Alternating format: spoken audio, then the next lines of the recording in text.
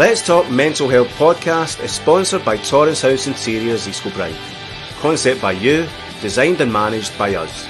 Bespoke luxury kitchens, bathrooms and room interiors.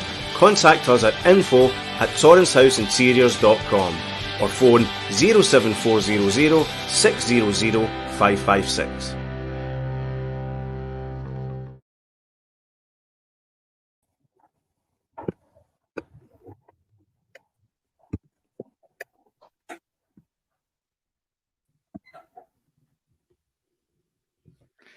Good evening and welcome to the Let's Talk Mental Health podcast, the weekly show where we lift the stigma associated with mental health. Tonight, myself and Brooke are delighted to be joined by Chris's House's founder, Rowan. How are you? I'm fine, thanks very much, James. Hope you're well. That's great. Brooke, how are you? I'm fantastic, thank you. How are you? Fantastic, this end. So we're here to lift the stigma. 8 p.m. every Wednesday night. And Anne, can you tell us a bit about yourself and the journey behind Chris's House, please? Well, I started Chris's House after losing my son to suicide, Christopher. Chris's House was never meant to be called after Christopher. It was meant to be crisis because I wanted a crisis centre. But unfortunately, there was an organisation called Crisis in Scotland. And when I was sort of doing my work with Judith and Van Ale, she says, "You're not allowed crisis." That's what we'll do. I can't change the name. You know, I had all my wording right, and I suppose put an H in. And do you know it made me cry because it came up as Chris's House.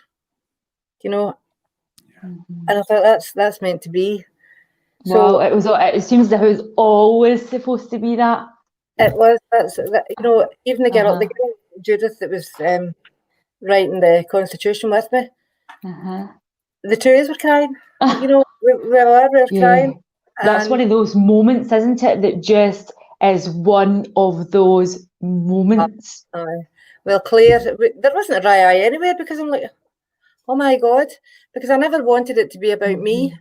I didn't ever want Chris's House to be about me, as in just my son, because I realised after Christopher took his life how many people were suffering from mental unwellness and suffering from suicide loss. So I was trying to be considerate of those people as well. But as it turns out, it's absolutely perfect. The eye in our logo, I don't know if you can see it here, the eye in our logo is Christopher when he was at a fishing trip in Loch Awe. And it's a silhouette picture that we've got. So we use that. So, you know, it's Chris's House, it's Christopher's house. You know, it's Chris's House. Everything about it is Chris's house. And I think there's something really special about that, Anne, because you're saying you don't want to make it about you, right? And it doesn't seem as if it is about you. Obviously, you're a very, very special part of this. But it seems as if it was always supposed to be Chris's House. I think there's something nicer about that. Obviously, Crisis Centre and stuff is a great name too, but what I'm saying is there's something nice and almost welcoming about the name. It's personal. It's very personal now, but it's personal to everybody that's involved in it. You know, people come in to volunteer in Chris's House. Sometimes people come in as students to do their hours or whatever they say. I've got people that, like, from the start to the finish, they've progressed. They've maybe worked in other jobs and progressed into different jobs, into caring fields, into counselling. You know, realised that that's what they wanted to do. So it's quite a magical place. It's quite a special place, and I think you have to feel Chris's House. It's, you know, we can all talk about it, but you have to feel it, and you do feel it. It's like a great big hug. Got a fabulous team. So I am very proud. And see, when I was reading up about Chris's House, that's how it made me feel when I was reading up. It made me feel welcomed, even though I hadn't been there, you know. So just through the story and, you know, obviously your beloved son, you know, obviously he lost his life to suicide, you know, and it touched my heart because I'm 37, you know, I'm around about the same age as Chris. And when I did that, I was very touched by it, you know, and I felt very welcomed, you know, when I read your story, and it's it's got a place in my heart, you know. And I think that's really important, isn't it, about how it makes people feel?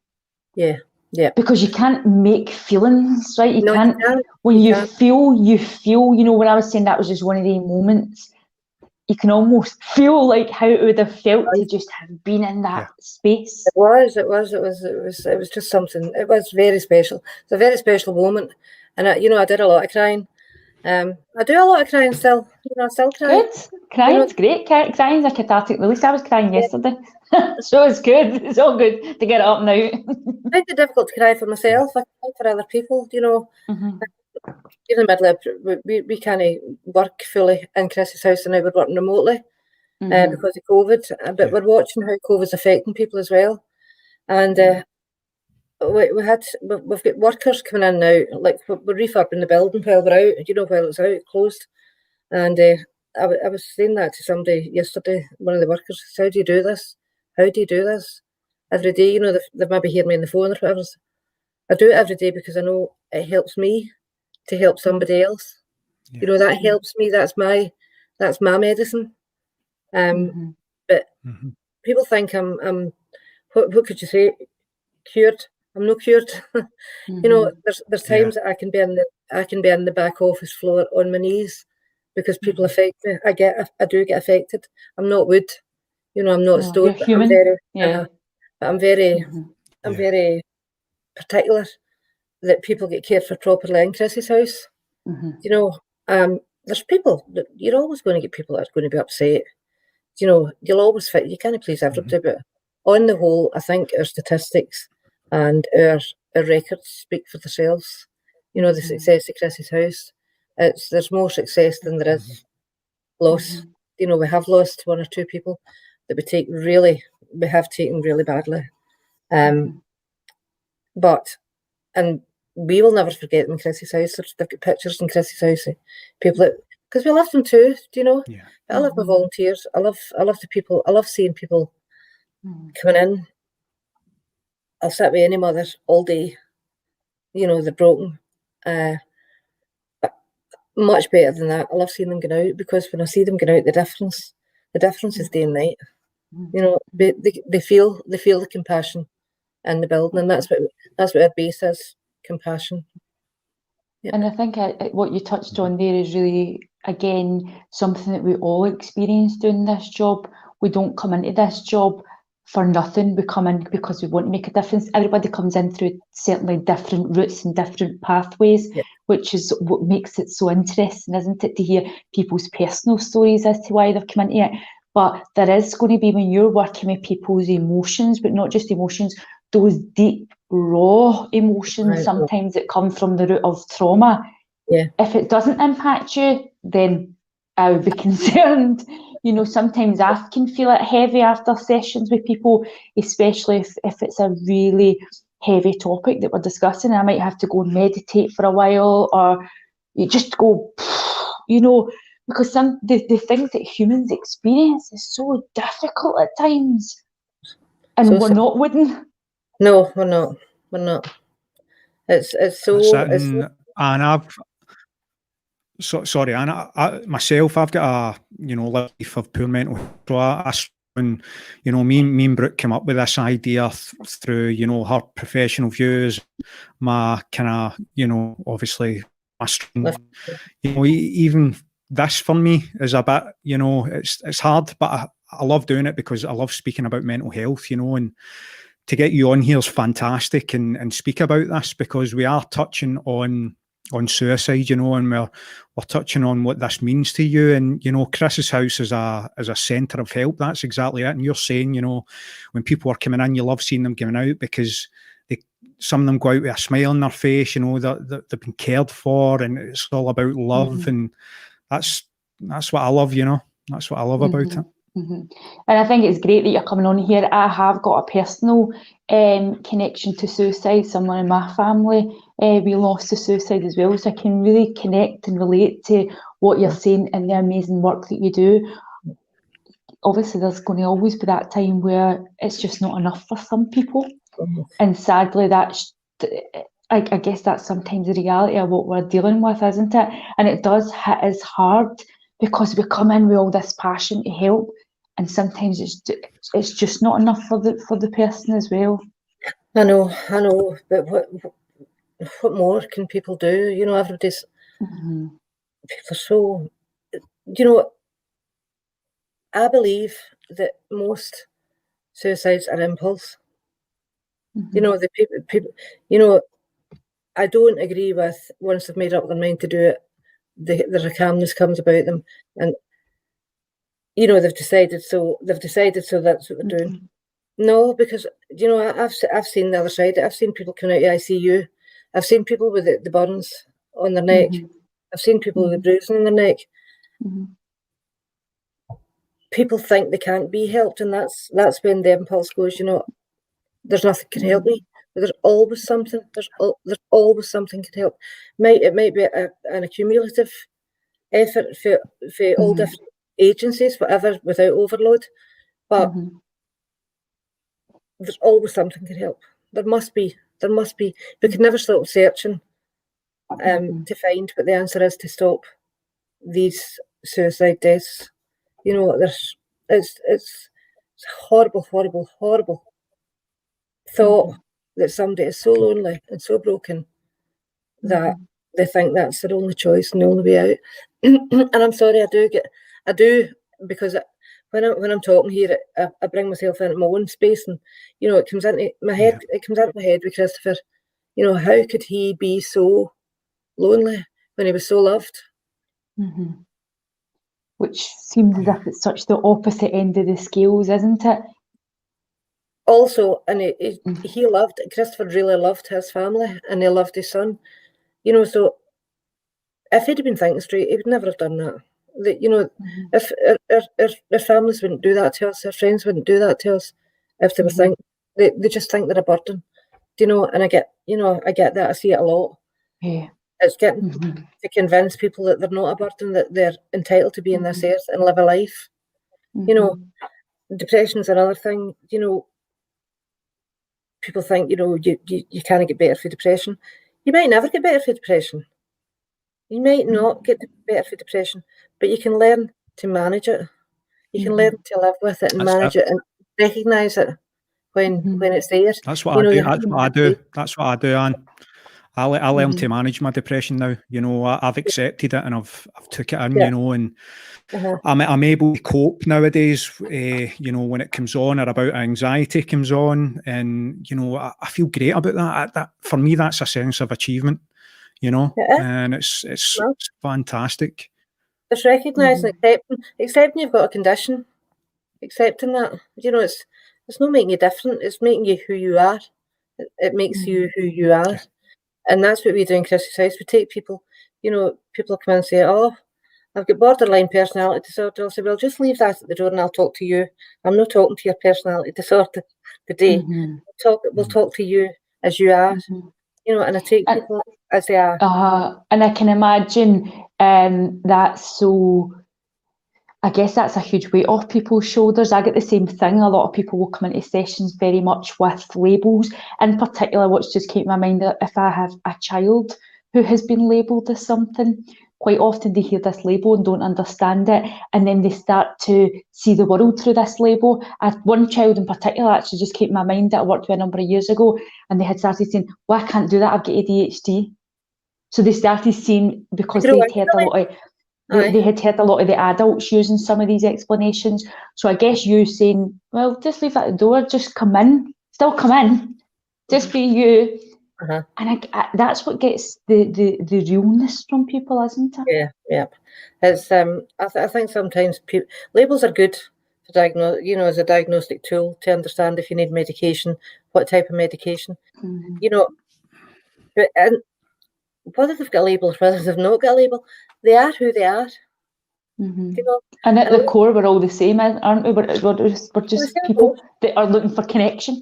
Right, we've got the same emotions. It's whether we can deal with the emotions, whether we can process the emotions properly. Sometimes, you know, kids have never been taught to be resilient to the bad things that happen in life. It's about processing. Sometimes people aren't allowed to show anger. You know, anger is natural. It's a natural emotion. You know, fear is an actual emotion. You know, you're talking about anxiety, James.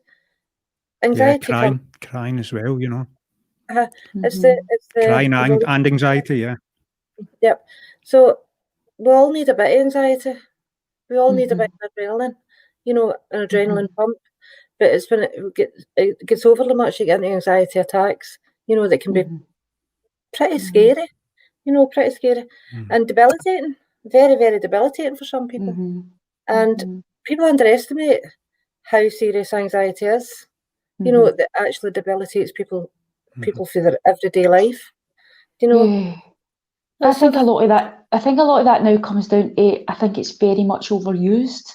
The term can be, you know, people say, oh, I suffer from anxiety, and they don't really, they're maybe a bit nervous, which can be maybe on the scale of anxiety, but then people that are struggling and suffering from anxiety that's actually hugely impacting their life, I think we're sometimes totally overusing the term anxiety. Instead of saying, I'm just maybe not grounded here, or and there is people suffering from anxiety, but I think it's just so overused. They're overusing an awful lot of terminology at the minute. We are. I agree. Bipolar is one of the favourite ones, isn't it? Everybody's bipolar. Well, I'm moody as well. You know, I can be in a high. I can be in a high. I can be in a low. You know, I can not be bothered doing the housework. I know that's. I'm not being flippant about the people. Sorry if no. About the people that have but those conditions to live with, because it's pretty serious. But you know, the younger kids especially, it's like, I think I've got bipolar. No, I think you're in a bad mood. You know, and other days I'm in a good mood, so I'll go and get everything done. And I think it's about getting the balance right, isn't it? About, as we say, you know, we're using a wee bit of humour because sometimes that can lift some tension on what we discuss.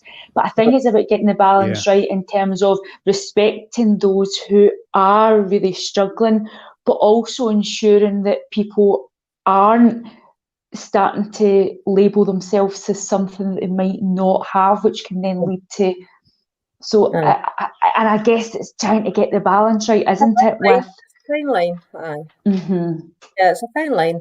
You know, they're coming in with bipolar. God almighty, it takes years to get diagnosed with bipolar. And they're coming in at 17 and 18 with bipolar. No. But do you know, see, the essence of mental illness, in my experience, from my observations, and any reading that I've done and any studying that I've done, it all comes from trauma. Most of it comes from trauma. Either childhood trauma or like adolescent trauma, but there's usually trauma in there someplace. I've found that over the years of doing this for now, coming up 16 years. Everybody that comes to me with mental health challenges, there's always a backstory, and 9 times out of 10 we have to do age regression work and take them back to childhood or the teen years, because it's unresolved trauma that's then rooted in the subconscious, and then they just play the same story without realising. So it's not about blaming people here, but they play the same story over and over again, and it's just the same story, different cast constantly. So the people change, but the story is just the complete same all the time. And we need to reverse that process to then heal it at its root level to set the people free. There's also genetic memory. Yeah, absolutely. Genetic memory, you know, and genetics come into it as well. There's so much, but we've got so much learning now, and we've got so much stuff at our fingertips. The research that's been done is phenomenal, but we're sort of missing out somewhere in not changing the steering of the treatment of what we know is there. You know, there has to be a more holistic approach rather than simply one fit for all. You know, I think it's happening slowly. It certainly happens in Chrissy's house. You've got about 3 different people working with one person in crisis. And this is the thing, you know, you're talking about going back to the childhood. You know, when you're doing schema work, that's long-term work. That's long-term work. Chrissy's house isn't particularly for long-term work. We don't do long-term work. We find now there's an organisation in East Kilbride that's Talk Now, and then you've got Moore Anderson Foundation in Airdrie. We get them through their trauma. You know, we get them from the crisis, But we tell them, as soon as we found what the trauma is, it may take long-term work, and one of these agencies that work longer term with, like child sexual abuse, domestic violence, whatever, because that can be very, very long-term work. But as I say, our thing is about getting people from crisis into a safe space and working with other agencies to get them to be able to do the work, because you can't do that work in crisis. So really, you're the kind of bridging service, aren't you, to bring the people into that safe space, to kind of ground them, to bring them to the place where they can say, right, now I can deal with the trauma, and both services have their place, don't they, and are very, very vital that they work together. 100%. I said I always wanted to bridge the gap from people going to doctors and then maybe waiting in a psychiatric appointment. I know that the DBI and the crisis team and everything in now, but DBI are working with some people, I think, for a fortnight or something, and then putting them on to peer support, whatever it is they need, kind of in the same lines as Chris's House. But we've been doing it for the past 5 years, and we've never... That's what I was going to say, and it's cool, but it's an intervention. These are surrounding suicide as well, and that's totally amazing, When we say surrounding suicide, James, we do a lot of post-vention work, because it's critical after people have lost to suicide that they get the right support with that complicated grief, because complicated grief, that's I totally understand that, and that's very dangerous. It's and what the research has shown now is it's friends, especially the younger ones, that are most at risk to suicide after suicide.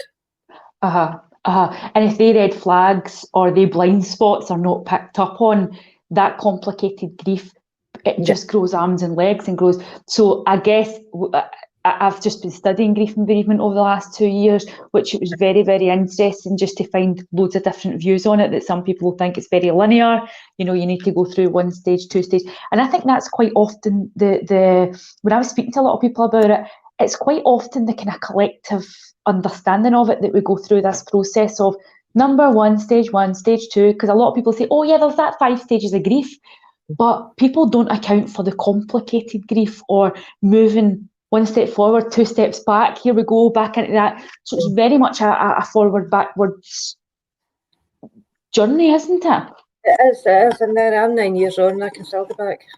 I can still be knocked back. I can still find something that can trigger me into a bad headspace for a wee while. It's very upsetting. Now, Elizabeth Kubler-Ross regretted ever having written that 5 steps of grief, because let me tell you, you don't even need to go into 5 steps of grief. I've never, ever, ever been angry. I've never been angry. There was a slight anger towards myself. Well, there was quite a big anger towards myself for failing my son. That's when it comes into complicated grief, because that's part of what we do. We blame ourselves.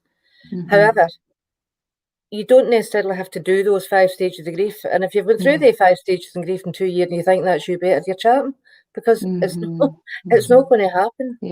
I wrote a paper on that as well about 2 years ago, about how we have to be very, very careful, because as you say, it might be the understanding that if somebody doesn't go through 1 stage that they're not healed, or if they've only been, or they've, again, just the opposite side of it thinking. But as you say, some things can happen that can throw you back quite quickly. And I think, James, you touched on it as well there. It's about, a wee bit earlier on, grief is the same as anxiety or depression. It's about learning. You'll probably never be fully healed from it, but it's about learning what it's meant for you, going through the healing, but also understanding that there will still be triggers. But it's about having the confidence to know, right, I need to go back into this healing again. Something's triggered me, but I know I can get back through this again because I've done it so many times. I know I'll be healing all my life. Do you know what I mean? It's like, I accept that now. And I know I'll never get rid of anxiety. I'll never get rid of depression. But you know what? I'm happy with who I am, and I'm happy what's going on in my life. I'm happy to deal with my anxiety.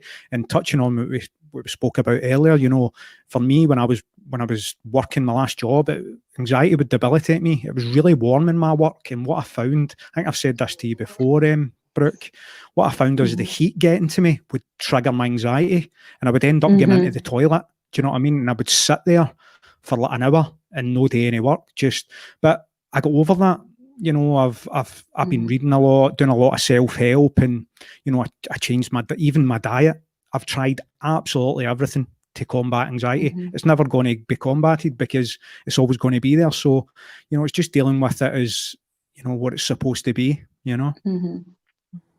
And just having that confidence to know that you can deal with it, and when the triggers come up, yes, they might trigger you and pull you in loads of different directions, but again, that's when you bring in all your knowledge, all your understanding, and then you bring in that feeling factor of, right, I'll feel this. Again, what is this teaching me? Because it's always a stage of learning. I don't think any of us are ever the finished article. I think we're always working on ourselves, or we're always resisting. We're either resisting forward movement, or we're accepting it and we're working on ourselves. Yep. Definitely. And can you tell us a wee bit more about Chris's house? Obviously, it's a centre of help, as we touched on before.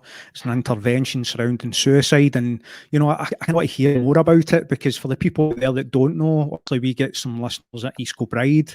But, you know, can you tell us a wee bit more about it, please? My favourite subject. Apart from my grandson. That's good. That's what you're for. Right. Chris's house is, as you say, a centre of help, response, intervention surrounding suicide. That's anything concerning suicidal thought, suicidal crisis, suicidal ideation. We try to educate. There's differences between suicidal thought and suicidal idea. There's huge differences, and you know, seriously considering suicide, to wishing, I just wish I wasn't here. Do you know, putting a plan in place and, you know, really contemplating suicide is a bit different from having a down day or a down couple of weeks that think I'd be better killing myself. You know, there's big differences on the level of help that people need. Now, you can work people. We don't take people with. I don't mean we don't take them. We don't take people with mild anxiety and say there's nothing wrong with you. We've got peer workers for that, because they people, when they come to us, they think there is something wrong with them.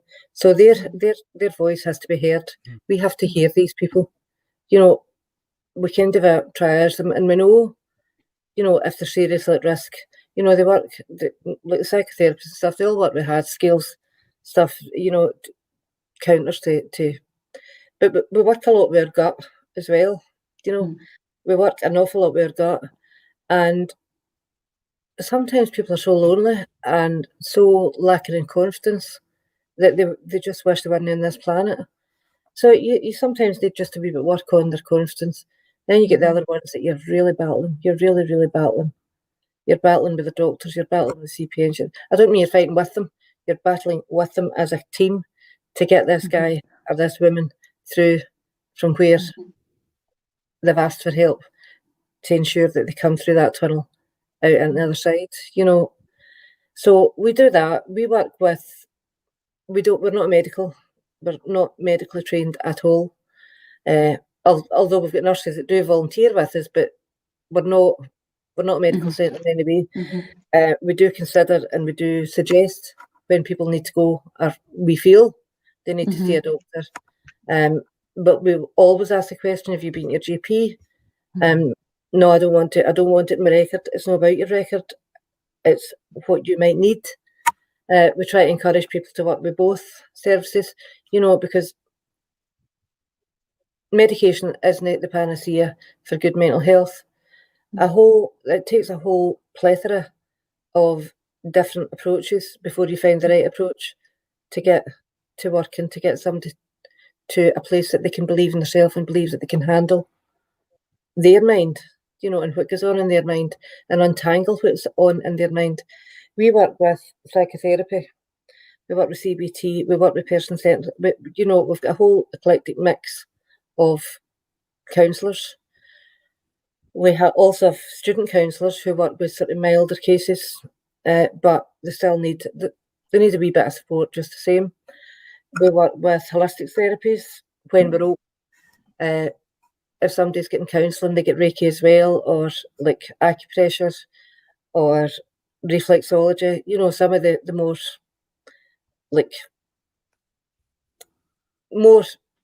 holistic therapies, for relaxing people.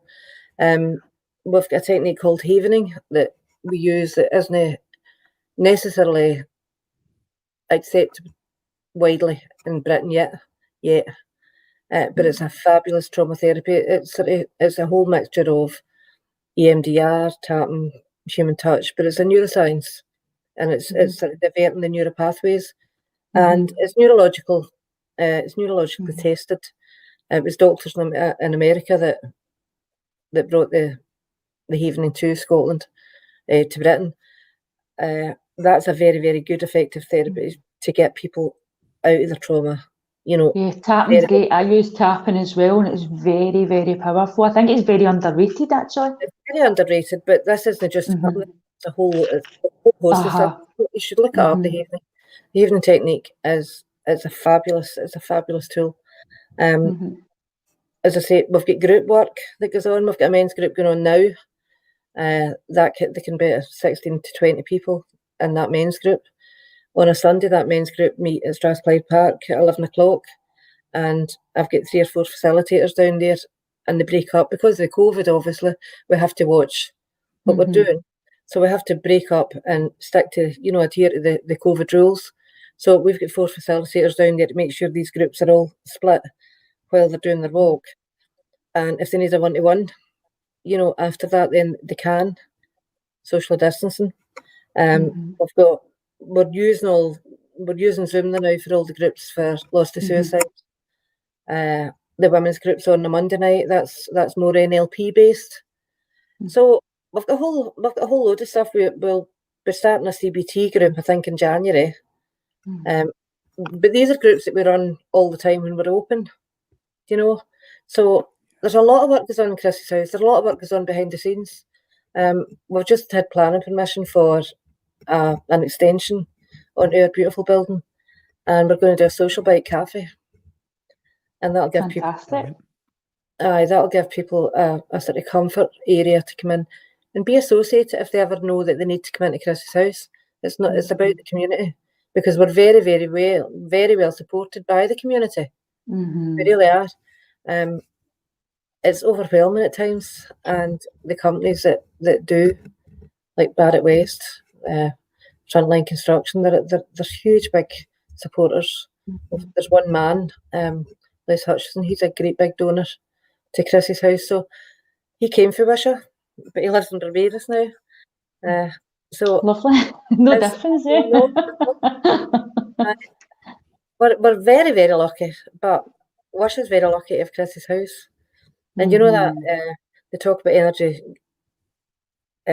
travelling. Was it 500 metres in surrounding areas? I mean, Wishaw must be getting really quite better because of the amount of energy that comes out of Chris's house, the amount of good energy, positive energy. But we work with energy. We work with energy a lot.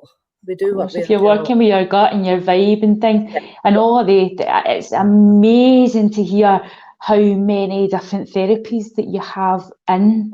I can completely connect with that. So I use a mixture of CBT, NLP, EFT, mindfulness, psychological interventions, age regression. I use a whole number of them when I'm carrying out a therapeutic intervention.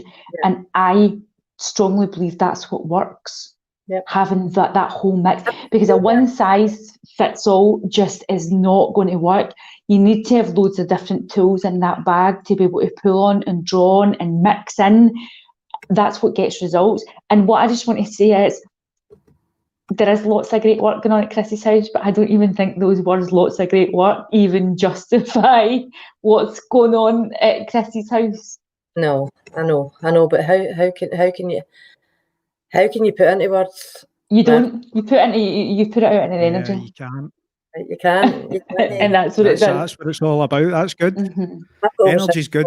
Energy's good. And Aye, it's great, and obviously, it's it all when the time. Sorry, James. Aye, and no, that's all right. We're allowed to interrupt on here. Don't worry about that. We did. We said that in week 1 just because go with the flow. we just kept doing it to each other. We just go with the flow, and that's what this is about. It's about speaking about anything and everything about mental health, and we're touching on this subject, and it's great. And it's great to have that. And you're talking about the energy of Chris's House. You've also got a lot of ambassadors connected to Chris's House, big ambassadors. You've got one of my favourite MMA fighters, Chris Bungard. Now, I'm a massive MMA fan, so you need to try and get him on my podcast. You'll need to come and do your ambassador. I'll do that. Chris will do that. He's great. Yeah, he's great. He's a darling boy. That's it, and you've got a big connections there. And can we talk about fundraising, Anne? Because you've also got Chris's Walk of Hope. Can you tell us a wee bit about that as well? Because you do a lot for fundraising. We do. That was another thing when I didn't know anything about charities when I started Chris's House. I thought you'd to do.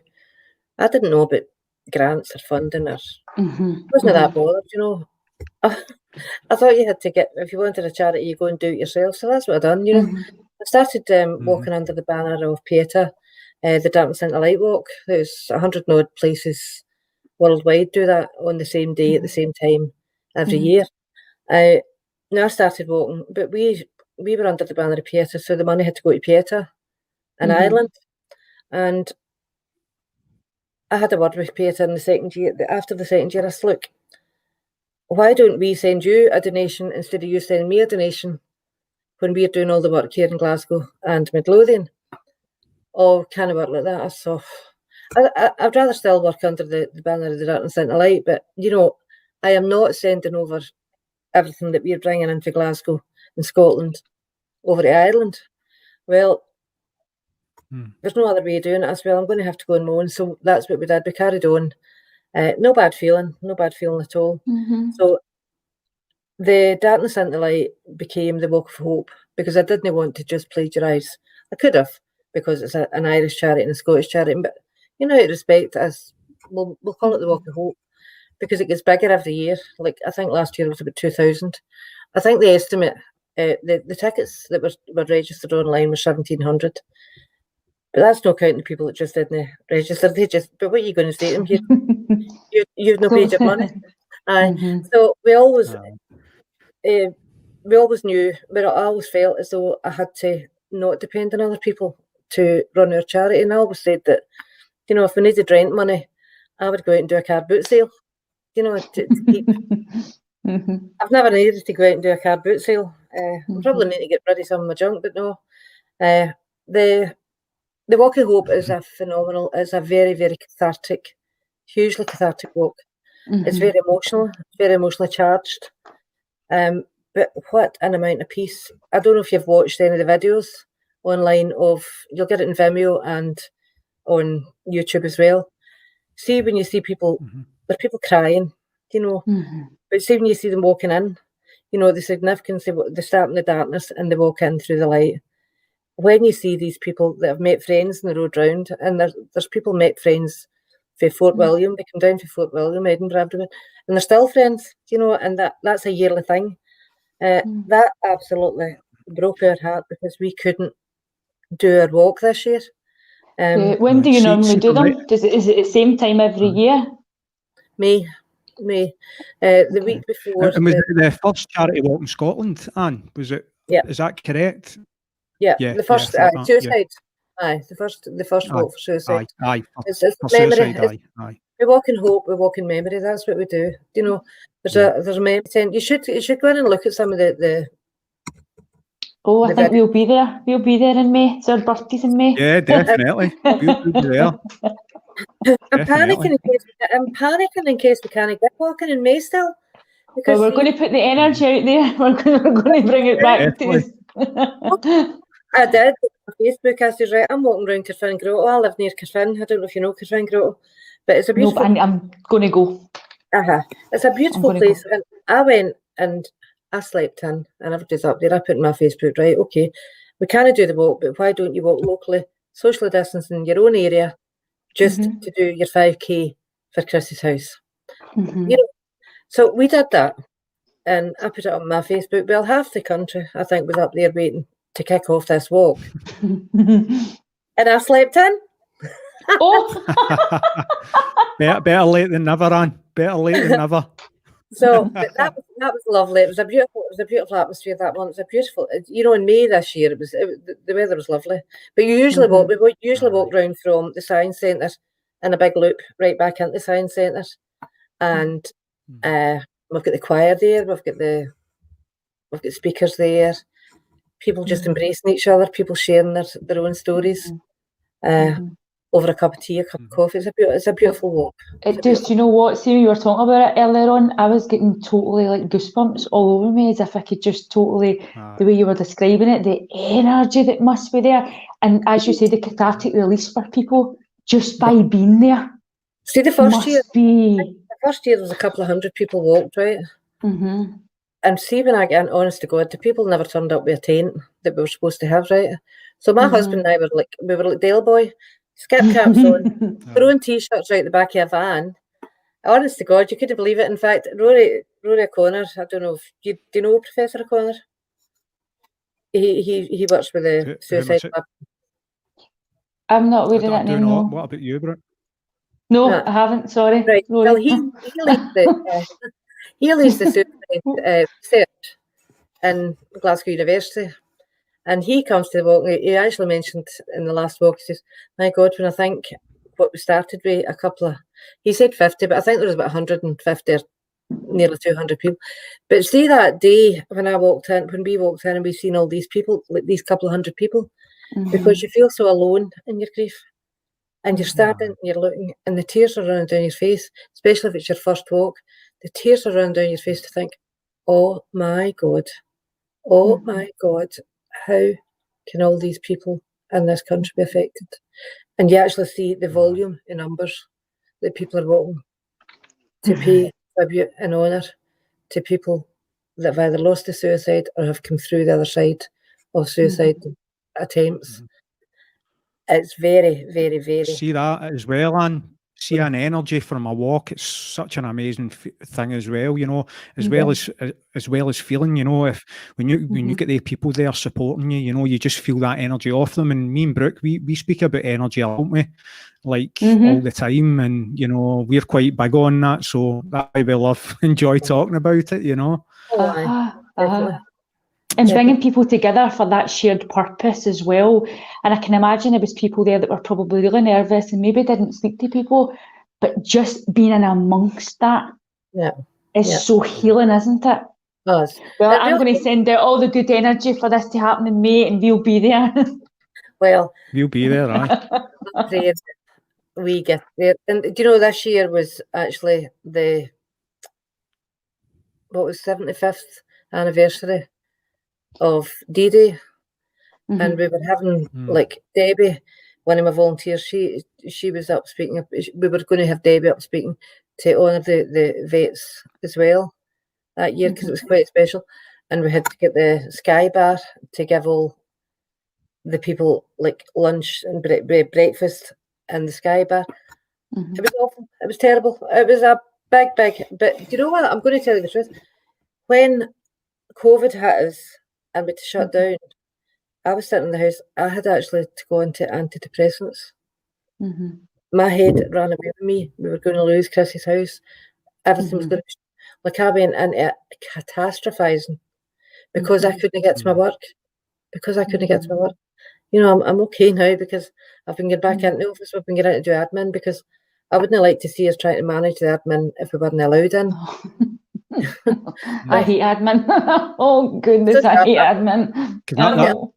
That was my next question, Anne, was how have you coped through COVID, you know, because it's been terrible for all of us. And, you know, obviously you having Chris's house, you know, and this coming up on us, and, you know, on very uncertain times. That's what I was going to kind of touch on, you know. How are you getting through this? How are you coping with it, and how are the guys over there coping with it? Oh, I did a podcast with some of my people. No, a podcast. We do Zooms, sort of keeping them going.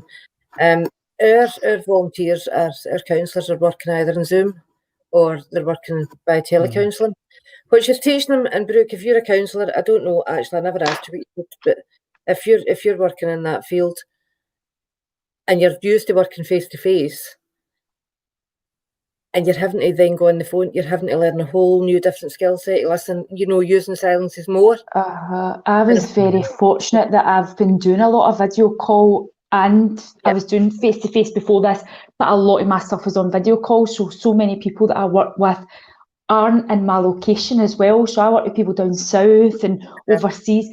So I was already very much online, but there was a lot of people who did always want to come and see me face to face if they were local, and we've just lost all that. So I did really feel for the people who, some people are just so used to these video calls because this is a way of life, and I get people fitting it in their work hour, their lunch hour at work and things. But I guess it's like when this all hit, it's not just taking your work away for you, it's taking your passion away for you, isn't it? It's taking that purpose. I know certainly that my business is, oh my goodness, my first love, right? I love my business. I love what I do. I couldn't imagine myself doing anything else. So I can feel that. I know how, when that was just removed, or you had to work very differently. Aye. Because I couldn't do any of my energy healing work because I couldn't meet people face to face. I have to send distant Reiki. My husband, he's no done Reiki for lockdown, and my Reiki people are feeling it more than anybody because they're not getting their hands on. They're not getting that. And you know what? I'm going to tell you the truth. Although my husband is a Reiki master, or whatever you want to call them, they're energy healers.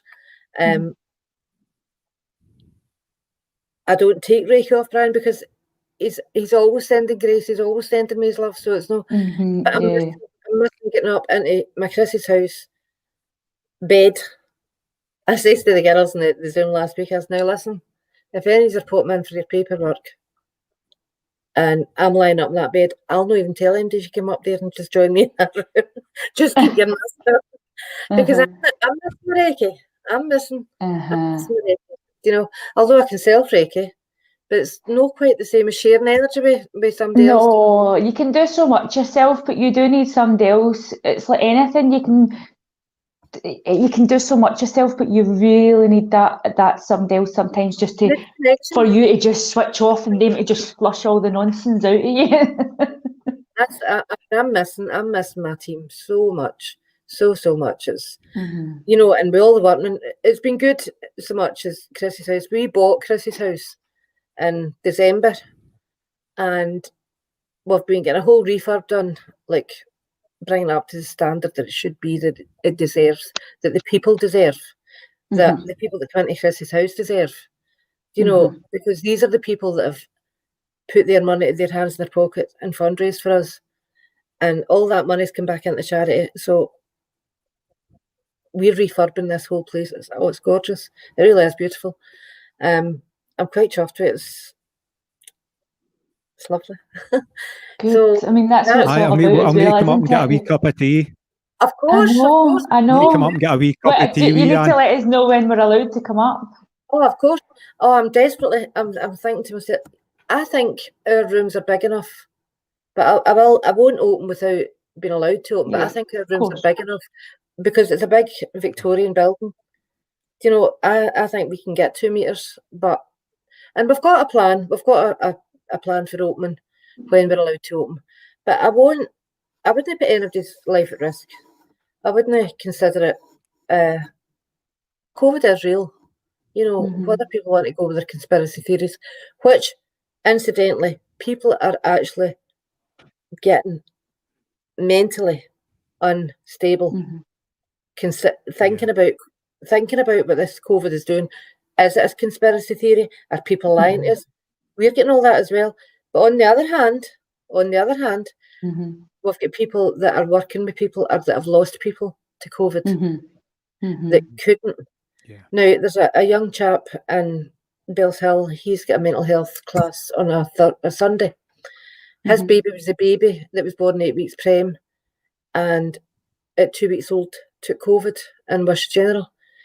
That lad and his wife couldn't go into that hospital other than 1 hour a day while their wee baby was fighting for their life. What's that doing to people's heads? You know, I had an aunt that got buried in May, and we're standing there, and a woman at 80 odd that everybody adored, standing there with 10 people at her funeral. I know. One of my volunteers' wee sisters died. All we could do was line up the street at the crematorium. What is that? Because people aren't getting their traditions. You know, they can't do the traditional thing, take a pot of soup to the house to the bereaved, can't take in sandwiches, can't do the visiting. All these things are affecting people. Of course, and I'm seeing the huge impact that it's having on people as well. And the people losing jobs. And I'll tell you what, I'm noticing it myself. I'm noticing the prices in the supermarket. I'm like, I buy Bustard brown eggs. I put a rant up on my Facebook the other day. Are you kidding me on? £2.80. I never look at the prices shopping. £2.80 for half a dozen eggs. No wonder people are struggling. I know. And then that just sends people into panic about the future as well. And there's that anxiety coming back and increasing for people, especially people who have got maybe kids or maybe 2 and 3 and 4 kids and things. Yep. My anxiety is taking a heart attack. I'm taking a heart attack thinking I'm never going to eat Bustard browns again because they're the best eggs in the pan. That'll be a treat now. That'll be, you need to get that at the end of the month. I'm not dancing me paying that money for half a dozen eggs. No way. No way. Jesus, definitely. It's, you know, it's got an effect on all of us. You know, Aye. and I'm struggling. I love getting up and seeing my wee mum and dad, and they're in their 70s, you know, and I'm getting up and seeing them, you know, and my dad, sometimes he takes no well, you know. Aye. I'm not taking them pegs anyway. I'll end up skint. Do you know what I mean? But not. Shocking, sort of. But like I say, what's that? I'm just shocking him. Oh man, it is definitely. No, I totally agree. And can you tell us a wee bit about the kind of mental well-being? I used to, by the way, I used to eat 12 eggs a day. I used to do bodybuilding. I used to eat 12 eggs a day. Do you know what I mean?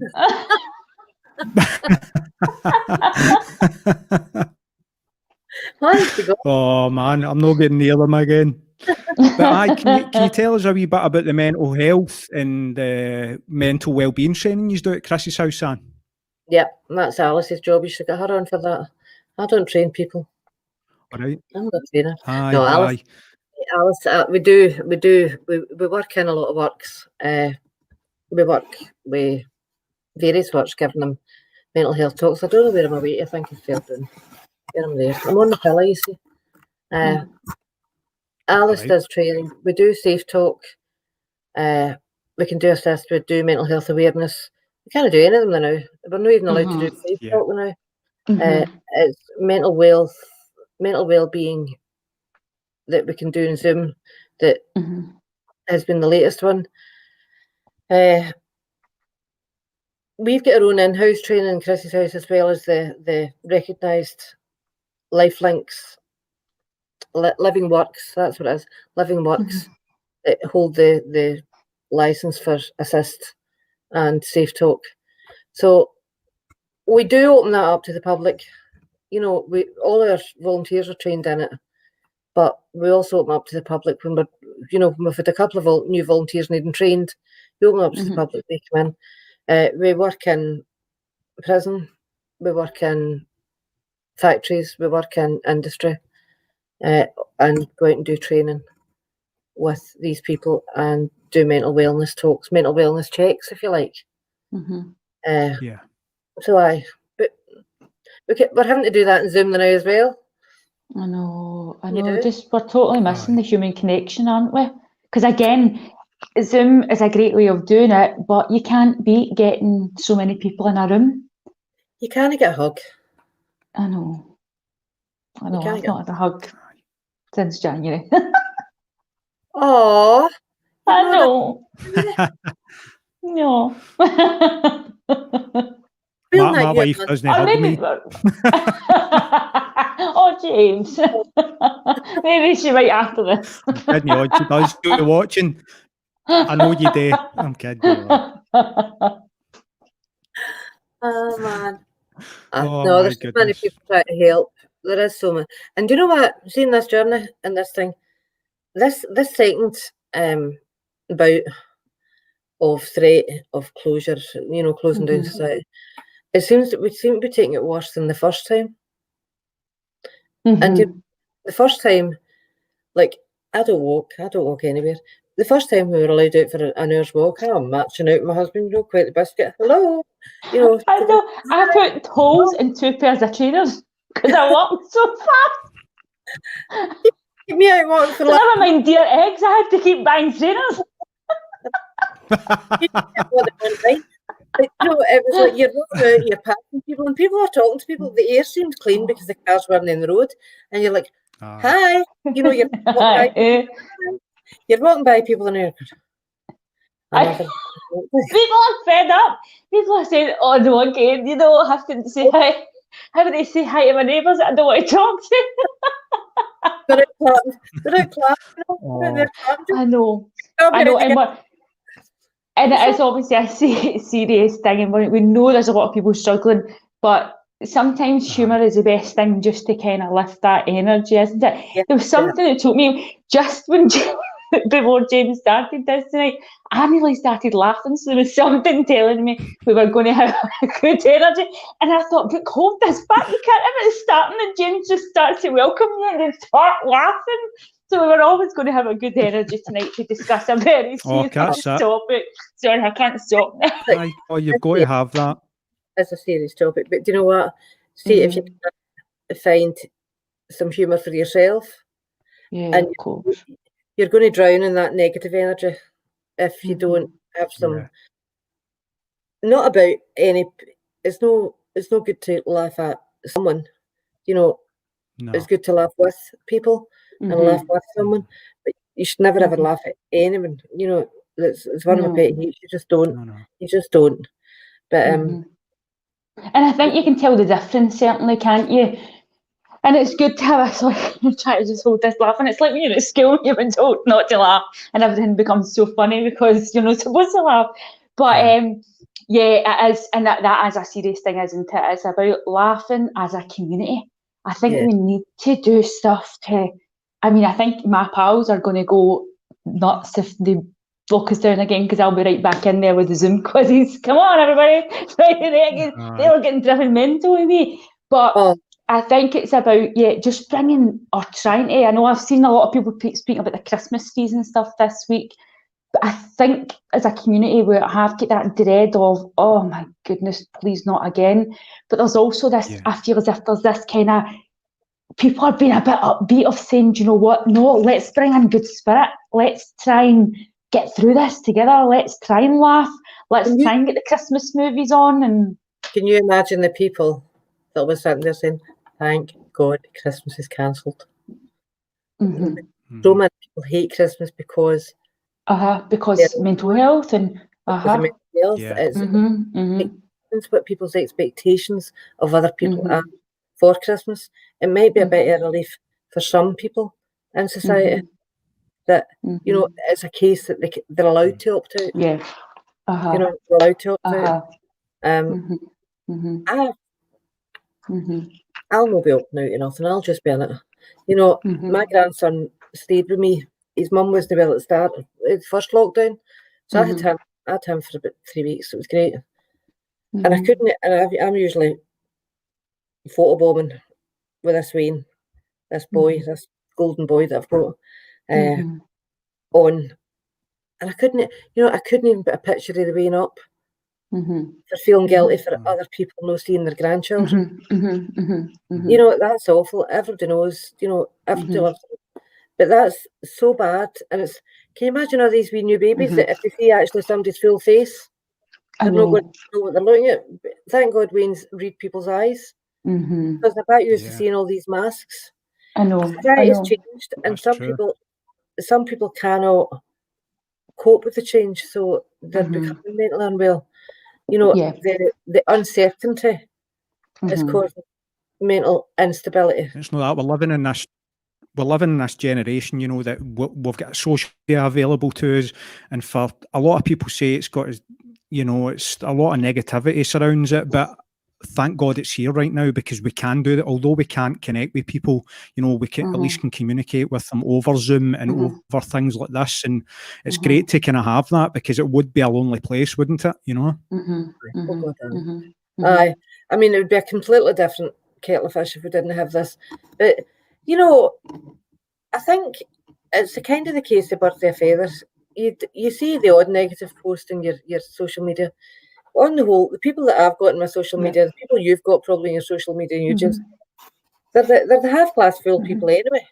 You know, they're not the half-glass empty. So, but you can't be all doom and gloom for everything. I mean, look at this. Look at how I've come out of COVID. Look. Am I complaining that my hair's all natural? No, I'm no. I know. I loved my dark hair, but do you know what? It is what it is. You look great, Anne. You look fantastic. I know. I was looking, going, what is she talking about? I was talking about this. You've got two, and probably many more from all of you. Yeah, you get two. I kept dying the dark, and I thought, I can't keep this. She said, Auntie, you know, I said, no, I'm not getting it dyed. I'm not going through that.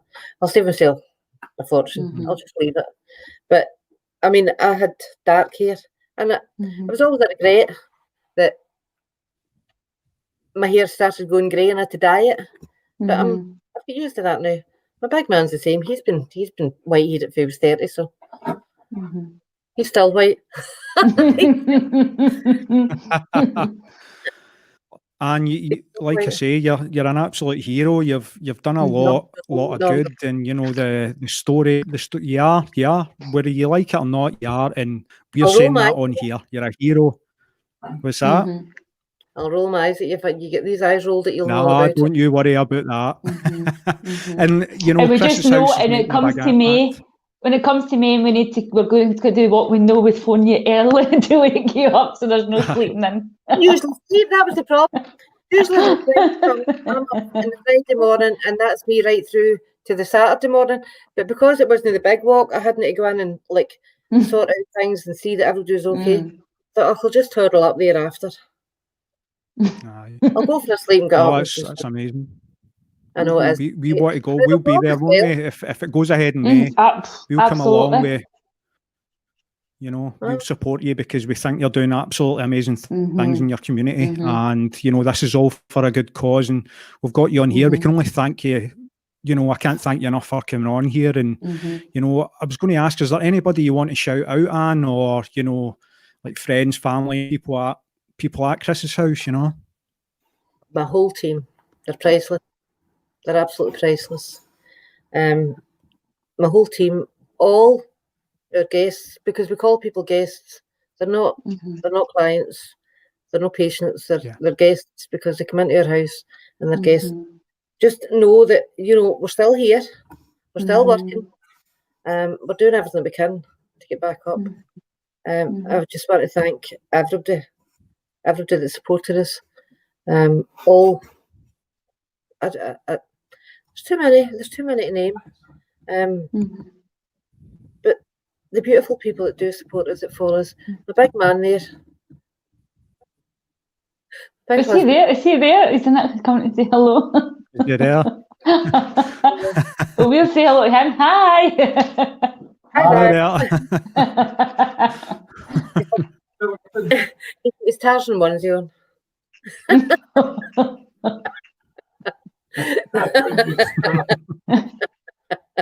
No, I just think it's fabulous. Thanks very much for having us on. I was kind of dreading this because I don't like these things. The first podcast was with my boy James English, and I thought I was going to a radio podcast. I never had my hair done. I was like, I'm sitting there going, you're filming this. So I was kind of dreading, you know, coming into the podcast. I the day want to hear James English. Everybody loves James, don't you? He's fantastic. Yes. So, well, I think it's great that you worked through that, Jed, because certainly I have thoroughly enjoyed speaking to you, and I'm sure there's going to be so many people who have really taken away from this. And although they might not need the service right now, No, it could be something that might need in the future, and they'll know where to go. What I will say is we're actually just going to do a Christmas campaign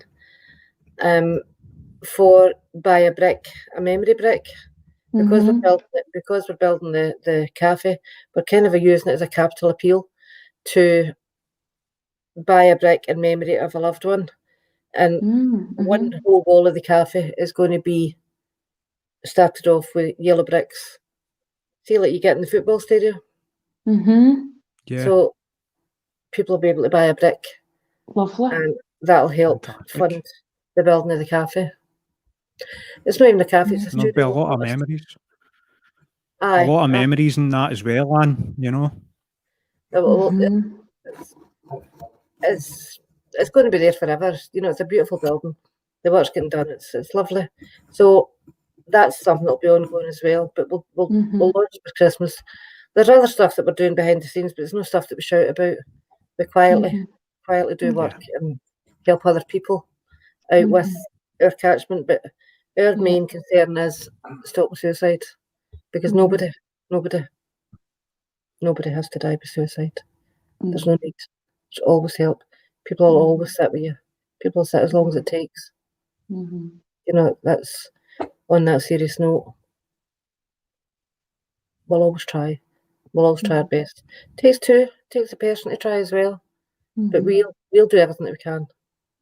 And so will every other organisation that's trying, and every other, like, first responder, crisis teams, nurses, doctors. Nobody wants them to die with suicide. Nobody. It's too messy. It's messy. So, aye. Yeah. And that's it. That's what we're here. We're touching on suicide tonight, and you know we're speaking about it. We're lifting the stigma with mental health, and you know it's been an absolute pleasure having you on, Anne. You're an inspiration to me, and you know I just wish you all the best for the future. I wish Chris's house all the best for the future, and I'm sure you know that he's making a difference for everybody. And God bless you. Honestly, thank you for coming on. I appreciate it. Thank you, James. Thanks for asking me on. Thanks. Thanks very much. In a minute, please, in a minute we can come up there, let us know. I will. Yeah. I will. Good. I might annoy you, Anne, but it's all right. After a cup of tea, I'm fine. I'll let him annoy you, and I'll just follow him up. Tell you now. Just go home, walk about home. I'll walk about where I'm saying trying to bring you down. You settled. Aye, no doubt. And again, thank you for lifting the stigma with us at Let's Talk Mental Health. Everybody out there, you know, and can we touch on where can we get a hold of you on social media for Chris's house before we go? We're on Instagram. No, is that what you call it, Instagram? I don't touch it. Twitter, Facebook, massive Facebook following. I've got an email address, info@Chris's house, 2 S's, all lowercase, .org, 01236 766 755. There's always somebody in call. What I was going to say was, talking about stigma, why would we not want to lift the stigma? We love these people that are not well. These people are loved.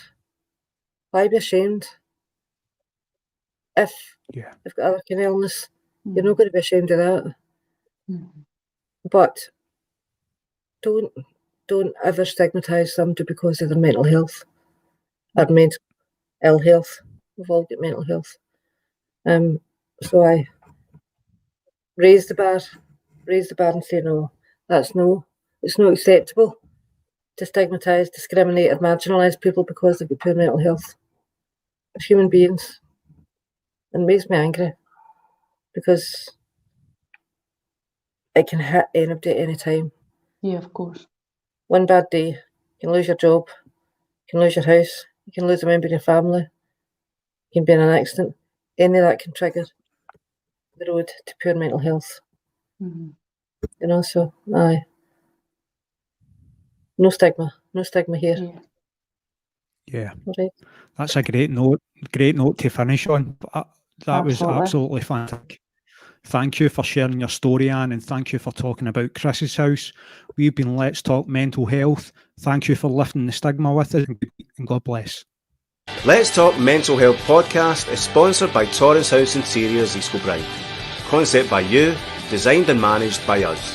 Bespoke luxury kitchens, bathrooms and room interiors. Contact us at info@torrancehouseinteriors.com or phone 07400 600 556.